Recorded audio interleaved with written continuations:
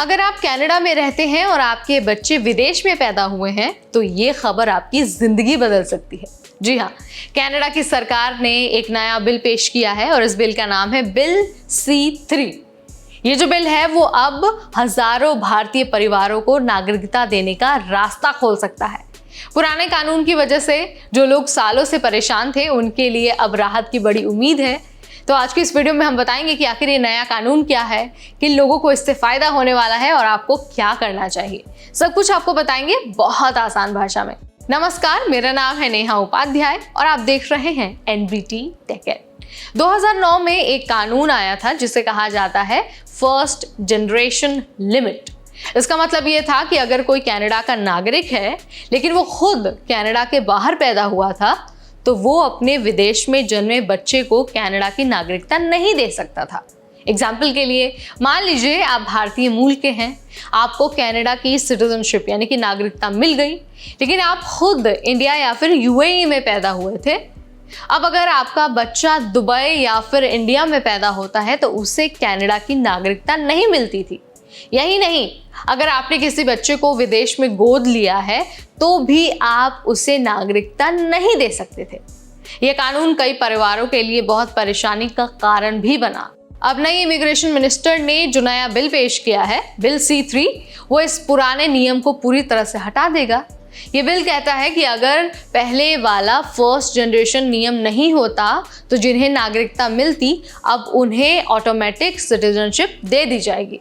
Future में अगर किसी कनाडाई माता पिता का बच्चा या फिर गोद लिया गया बच्चा विदेश में जन्मा है तो वो भी नागरिकता का हकदार होगा, लेकिन एक शर्त है कि माता पिता को साबित करना होगा कि उन्होंने कनाडा में कम से कम 1000 से ज्यादा दिन यानी कि 3 साल का समय बिताया है।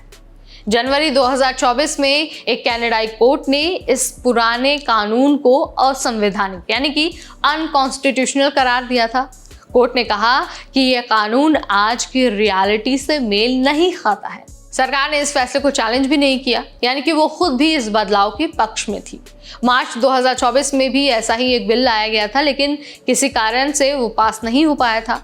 अब इसे दोबारा बिल C3 के नाम से संसद में पेश किया गया है। आपको बता देते हैं कि भारत से लाखों लोग कनाडा में बस चुके हैं। इनमें से कई लोग या तो खुद विदेश में पैदा हुए हैं या फिर उनके बच्चे या फिर जो अडॉप्टेड बच्चे हैं वो विदेश में पैदा हुए हैं।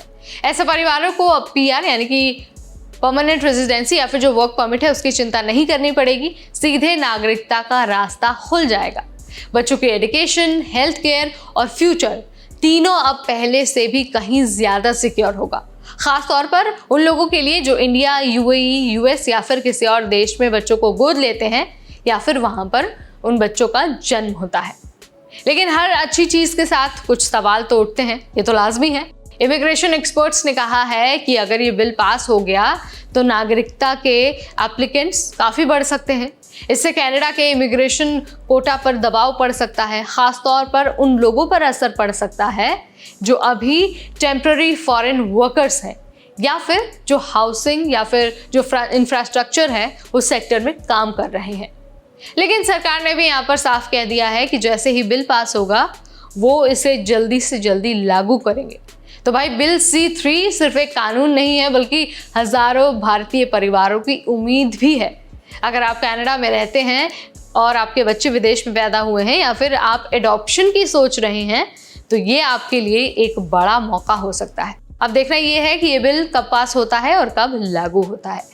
तो यहाँ पर मैंने आपको बहुत आसान भाषा में इस नए बिल के बारे में सारी जानकारी दे दी है। वीडियो अगर आपको पसंद आया है तो इसे लाइक और शेयर करना बिल्कुल न भूलें। ऐसे अपडेट्स के लिए, ऐसे वीडियोस के लिए stay tune to NBT take.